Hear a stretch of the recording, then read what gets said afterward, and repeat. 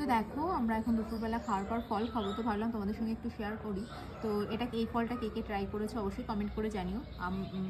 এই ফলটা অনেক দিন ধরেই মার্কেটে অ্যাভেলেবেল, বাট অনেকেই খেয়েছো, তো কেমন তোমাদের লেগেছে সেটা কমেন্ট করে জানিও। তো আমরা এখন এটা খাবো, তো চলো আমি এটা কাট করে নিই, তারপর তোমাদের দেখাচ্ছি। তো দাঁড়াও আমি এটা ছাড়িয়ে নিই, তারপর তোমাদের দেখাচ্ছি। তো দেখো আমার ছাড়ানো একদম ডান। এত দামি ফল তো ওই জন্য আমি বেশি একটা খোসা ফেলিনি আর কি, অল্প অল্প করে ফেলেছি। তো চলো এবার আমি এটা কাট করবো। ড্রাগন ফলের ভেতরেও যেমন কালো কালো দানা থাকে, এটার মধ্যেও তাই, পুরো কালো জিরের মতন দেখতে। দেখো, তো চলো আমি এভাবে কাট করে নিই।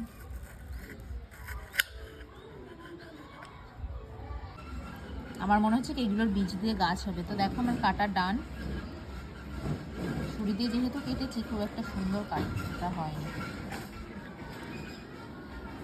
তো দেখো আমার কিউই ফল একদম রেডি কাট করা। তো এবার মুখের মধ্যে টপাস টপাস করে ভরে নেওয়ার পালা। অসম্ভব ভালো লাগছে।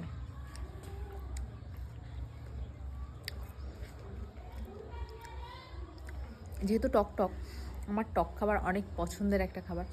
ছোটোবেলায় তোমরা এই ফলটা খেয়েছো?